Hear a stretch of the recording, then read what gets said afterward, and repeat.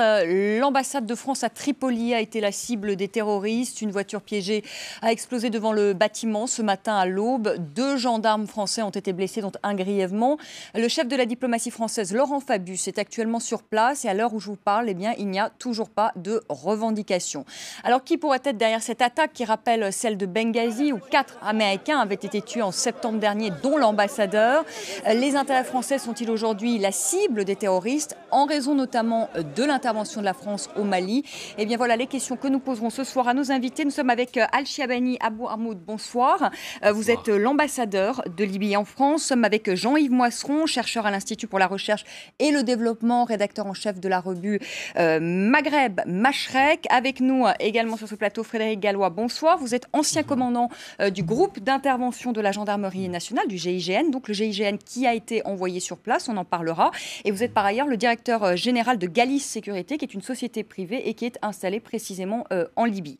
Pierre Conessa, bonsoir. Vous êtes maître de conférence à Sciences Po et à l'ENA, chercheur associé à l'IRIS, spécialiste des questions stratégiques internationales et en particulier des questions militaires. Et vous êtes par ailleurs vice-président de l'Association française des victimes du terrorisme. On part tout de suite à Tripoli où l'on retrouve notre correspondante Marine Casalis. Marine, bonsoir. Vous étiez tout à l'heure avec Laurent Fabius, le chef de la diplomatie française, qui a donné il y a quelques minutes une conférence de presse. Qu'a dit Laurent Fabius lors de cette conférence de presse? Est-ce qu'il a apporté quelques éléments? Alors Laurent Fabius s'est rendu dans l'après-midi à Tripoli. Il est d'abord allé à l'ambassade de France sur les lieux de l'attentat avec le Premier ministre libyen Ali Zidane qui a annulé sa visite en Algérie pour afficher son soutien. Ils se sont rendus tous les deux dans les maisons voisines et ont constaté les dégâts et ensuite sont allés au chevet du gendarme qui a été grièvement blessé. Alors pendant la conférence de presse, Laurent Fabius n'a pas donné beaucoup plus de détails sur les auteurs de cet attentat. Il a affiché une fermeté pour retrouver les auteurs de l'attentat. Il a également estimé que cet attentat avait été pensé pour tuer. Et il a affirmé que ceux qui visaient la France visaient également l'amitié franco-libyenne et qu'ils en seraient pour leurs frais car ils comptaient bien au contraire renforcer l'amitié franco-libyenne et retrouver les auteurs de cet attentat ensemble. Merci beaucoup Marine Casalis en direct ce soir de Tripoli. Al-Chiabani Abou Armoud, est-ce qu'on sait qui est derrière cette attaque? Non, malheureusement pas encore. Une enquête a été déjà ouverte à Tripoli. On attend les résultats. Est-ce qu'il y a des soupçons qui se portent par exemple sur des milices islamistes? On sait qu'ils pullulent un peu partout aujourd'hui en Libye, pour ne pas dire qu'ils font la loi aujourd'hui en Libye. Non, il n'y a pas de milices qui font la loi en Libye. C'est un peu trop si on dit ça. C'est un regard de loin. Non, c'est pas la situation en Libye, c'est pas comme tel. Je pense qu'il faut mettre cet attentat dans le contexte dans lequel se trouve cette zone de Proche-Orient, le printemps arabe, ce qui se passe au Mali. Il ne faut pas éloigner. Vous faites le lien avec le Mali? Au Mali, oui, mais Vous pensez que la France a été visée parce qu'aujourd'hui elle intervient au Mali? Non, pas nécessairement, mais il ne faut pas exclure cette hypothèse. Est-ce qu'on peut faire le lien entre ce qui s'est passé là à Tripoli et l'attaque le 11 septembre dernier à Benghazi? Pas nécessairement aussi, parce que c'est pas parce que les États-Unis ont été visés à Benghazi, la France a été visée à Tripoli aujourd'hui. Peut-être il y a des liens, mais c'est pas nécessairement. Donc on ne peut pas. Je pense que tout jugement aujourd'hui, c'est un jugement hâtif. Il faut attendre les résultats de recherche. En espérant que les résultats de l'enquête donnent quelque chose, parce qu'on y reviendra. L'attentat de Benghazi le 11 septembre dernier, malheureusement, il n'y a eu aucun résultat, aucune arrestation. On ne sait toujours pas qui était derrière cette attaque. Écoutez, le fait qu'il n'y a pas encore des arrestations, ça ne suffit pas qu'il n'y a pas de résultats. Mais ce n'est pas nécessaire que tous les résultats sont donnés aux médias. Ah d'accord, donc il y a peut-être des résultats, mais pour l'instant on ne les connaît pas. On va en parler tout à l'heure. Frédéric Gallois, est-ce que le mode opératoire donne quelques précisions sur les auteurs de cette attaque, le fait que ce soit une voiture piégée? C'est un peu la signature du terrorisme islamiste que l'on voit dans cette région du monde. Irak, notamment, depuis des années, ce mode d'action s'est développé. On n'a pas encore eu vraiment en Libye ce type d'attentat, d'utilisation de mode d'action. Mais néanmoins, tout le monde était un peu sur ses gardes. En termes de sécurité, tout le monde avait l'impression qu'on était un peu entre deux eaux. Effectivement, il y a eu les événements de septembre dernier avec l'assassinat de l'ambassadeur des États-Unis. Mais on n'a pas eu encore jusqu'ici ce déclenchement. Mais néanmoins, tout le monde était sous ses gardes et tout le monde était en train de se dire il ne faut pas être le premier frappé. Parce qu'on sentait quand même qu'il y avait une sorte d'ébullition, quelque chose qui pouvait venir à tout moment.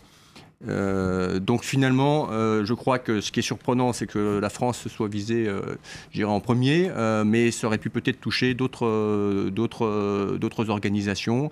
Et sur le mode d'action, il n'est pas surprenant. Soit il est utilisé sur une attaque en statique, c'est-à-dire de véhicule ou objet posé devant la cible, soit sur un itinéraire. C'est ce qui s'est passé aussi avec l'ambassade, avec le convoi du personne des Nations Unies il y a quelques mois, où c'est sur son itinéraire qu'il a été attaqué. Donc c'est les deux modes d'action qui sont le plus souvent utilisés dans cette période et dans cette région du monde. Jean-Yves Moisseron, qui pourrait être derrière cette attaque? On sait que les milices islamistes, alors monsieur l'ambassadeur me disait, bon, il ne faut pas être aussi alarmiste et le tableau n'est pas aussi sombre, mais les milices aujourd'hui islamistes, quand même, sont très présentes en Libye. Il y a des milices, pas seulement islamistes. C'est vrai qu'en Libye, à part le centre de Tripoli, où l'État parvient à maintenir la sécurité, le reste de la Libye est quand même traversé par des groupes armés, qui soient islamistes ou pas d'ailleurs, et qui maintiennent un certain contrôle. Pour l'instant, évidemment, on ne sait pas ce qui se trame. Simplement, on peut remettre cet attentat dans son contexte local d'abord et son contexte régional.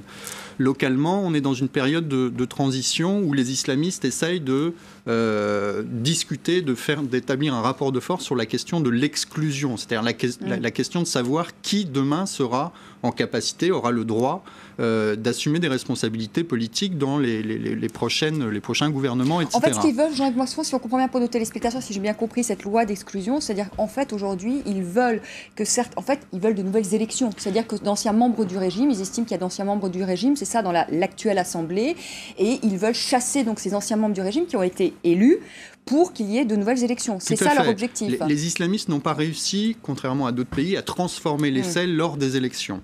Donc ils essayent, dans un rapport de force qui dure déjà depuis plusieurs semaines, d'avoir une loi d'exclusion qui soit la plus étendue possible pour finalement empêcher un certain nombre de responsables politiques actuels qui ont eu des responsabilités dans l'ancien régime d'être là, ce qui leur permettra de leur ouvrir un espace politique beaucoup plus grand. Et ce rapport de force dure depuis plusieurs semaines avec des interventions assez musclées. Donc localement, c'est ce contexte. Et donc évidemment, s'il y a un attentat qui serait revendiqué par des forces pro-Kadhafi, et qui l'annoncerait en tant que tel, ça ferait beau jeu pour les islamistes de dire, vous voyez à quel point l'ancien régime est toujours présent et à quel point il faut étendre cette loi d'exclusion. Donc on est peut-être dans cette opération. Il y a un deuxième contexte régional qui est plus important, c'est celui évidemment de l'intervention française au Mali. La France essaye de se retirer du Mali, donc on rentre dans une phase, pour le Nord Mali, dans une phase de négociation et d'équilibrage avec les forces politiques. Il y a une force politique présente sur le terrain qui est exclue des négociations, qui est Ansar-ud-Din, qui probablement s'est réfugié en partie et retourné en Libye. Et pour retrouver un espace politique, un groupe armé comme celui-là peut très bien dire à la France, envoyer un message très clair en disant « Attention, certes, militairement sur le terrain, vous avez gagné la partie au Mali, mais nous n'avons pas disparu, nous existons, nous avons une capacité d'action, une capacité d'action nuisible. Et donc c'est un message qu'on a envoyé, et c'est clair que cet attentat, c'était un message, ça n'était pas un carnage. C'est ce qu'a dit Laurent Fabius d'ailleurs, parce qu'il a dit finalement il y avait très peu de monde à cette heure-là.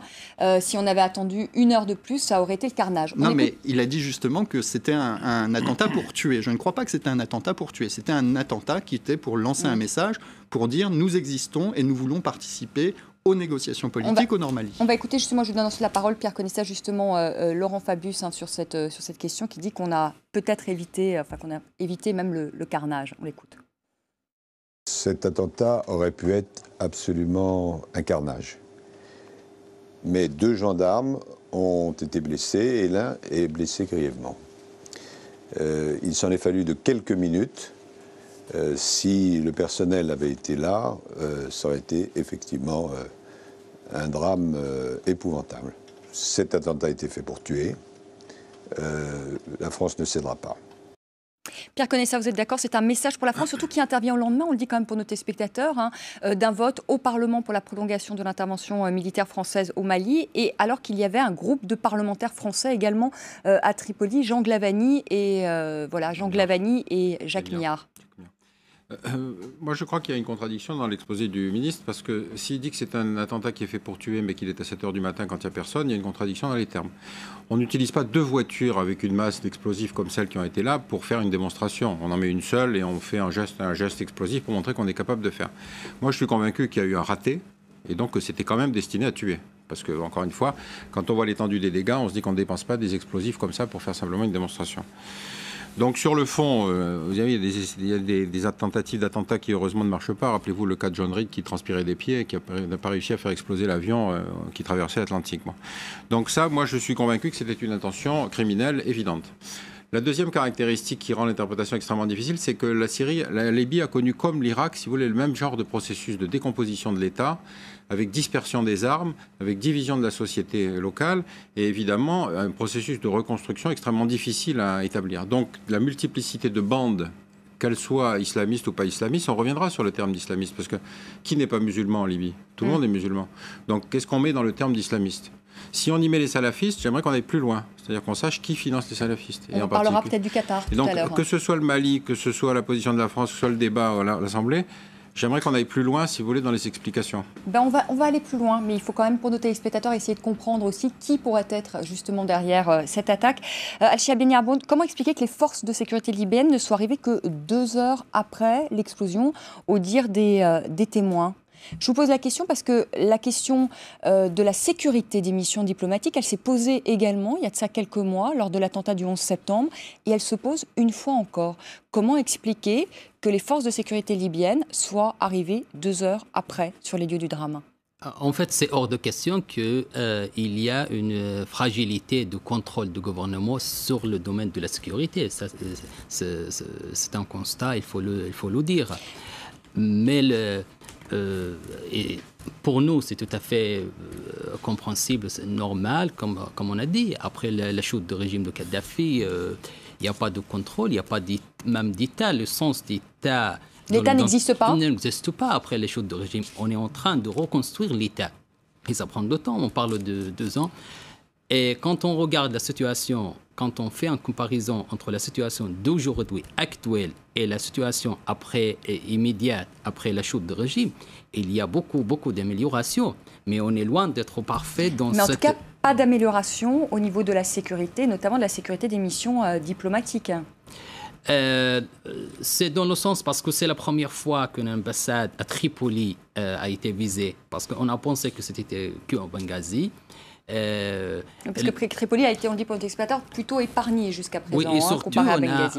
Il n'y a pas de sentiment anti-France à Tripoli. Et pour ça, on n'a pas, peut-être pour cette raison... Peut-être que vous avez manqué de vigilance un peu. Être vigilant, ça demande beaucoup d'expérience qu'on n'a pas aujourd'hui. C'est ça le problème. Donc, il faut, pour être vigilant,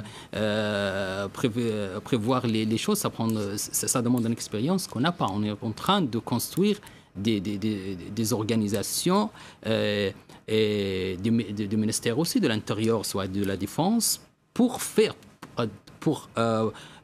des prévisions, des situations comme ça. Mais voilà, ça tout est encore à construire. Oui. Frédéric Gallois, est-ce qu'il n'y a pas une négligence aussi du côté de la France? Parce que la France sait que la Libye n'est pas en mesure de protéger ses missions diplomatiques. On l'a vu encore avec Benghazi. Là, ça touchait en l'occurrence les Américains. Est-ce qu'il ne fallait pas justement renforcer la sécurité autour justement des missions diplomatiques? Le niveau de protection des emprises diplomatiques est toujours difficile à déterminer. Si vous en faites un bunker, on vous reprochera de ne pas vouloir vous intégrer, de ne pas vouloir montrer une image positive. Et c'est toujours un peu le dilemme dans lequel est la France. Je rappelle l'Irak, pendant des années, l'ambassade de France était en zone rouge parce qu'on voulait montrer qu'on était un peu en dehors, on se sentait un petit peu en dehors des entités menacées. Donc c'est toujours extrêmement difficile et on essaie de mettre un dispositif, l'État met un dispositif minimum qui lui semble correspondre à une menace acceptable. Et effectivement, on prend le risque d'être pris un peu au dépourvu, et c'est peut-être ce qui s'est passé. Laurent Fabius, d'ailleurs, qui a annoncé ce soir le renforcement de la sécurité des intérêts français au Moyen-Orient et dans le Sahel. Jean-Yves Moisseron, aujourd'hui, est-ce que les forces de sécurité libyennes en l'occurrence, elles n'ont pas l'air très efficaces, il y a un problème. L'armée aussi est en complète déliquescence. Pourquoi 18 mois après la chute du colonel Kadhafi, on avance aussi lentement ? Parce que c'est une différence fondamentale avec l'Irak, c'est qu'en Irak, justement, avant l'intervention, il existait un État, il existait une police, il existait une armée, il existait des structures étatiques qui organisaient le pays. En Libye, on n'a jamais connu ça, c'est-à-dire que le régime de Kadhafi qu'on identifie un peu comme un État totalitaire, avec un dictateur qui aurait le contrôle de la société, c'est une image que l'on projette sur la Libye, mais ça n'a jamais été sa réalité. Kadhafi a toujours, au contraire, empêché la construction de structures étatiques, d'une armée forte, d'une police forte, d'institutions qui soient organisées pour précisément être toujours au centre d'un jeu subversif dans lequel il avait un rôle à la fois de centralisation des recettes pétrolières, qui est la recette principale, et de redistribution à des chefs de tribus, à des groupes régionaux, etc. Et il s'est toujours débrouillé pour être au centre du jeu, mais surtout en empêchant la constitution de toute forme de construction étatique. Et ça correspond aussi à une donnée sociale de la Libye, qui est une société tribale, qui est traversée par des groupes structurés qui s'opposent, qui sont toujours dans un état de guerre larvée, d'opposition, d'alliance, etc. Et donc pour ces deux raisons, histoire de la Libye et en même temps intervention récente, eh bien évidemment que la construction d'un État en Libye prendra énormément de temps. Ça va être extrêmement compliqué et il ne faut absolument pas sous-estimer ces dynamiques sociales dans cette construction. Et est-ce que la France a sous-estimé justement la menace ? Je crois que ce qui était clair, c'est qu'à partir du moment où il y avait une intervention au Mali, il était clair que les forces qui étaient présentes, Ansar-ud-Din et d'autres, le Mujao, allaient se réfugier ailleurs. On ne les a pas éliminés. Donc ils se sont réfugiés ailleurs. Finalement, notre guerre du terrorisme, on ne l'a pas gagnée, comme le dit finalement François Hollande, parce que ces terroristes ont quitté finalement le massif des Iforas et ils ont rejoint le sud libyen pour remonter... C'est une forme de réponse à la déclaration du Premier ministre hier, qui a dit l'opération sur Serval est un succès, etc. Mais ce qui est important, et je crois que ce qu'il faut bien comprendre, c'est que l'intervention au Mali a des contre-coups et que, évidemment, dans ce contexte, la France doit faire extrêmement attention à toutes ces zones où elle pourrait être en première ligne et évidemment la Libye, avec ses difficultés à gérer la sécurité, est un excellent lieu d'intervention. C'est plus facile d'intervenir ici qu'en Algérie, par exemple. Il est 17h29, on va faire une petite pause, 19h29, pardonnez-moi. On va faire une petite pause quelques instants et on va reprendre la seconde partie de notre débat consacré donc ce soir à cet attentat qui a frappé l'ambassade de France à Tripoli. À tout de suite.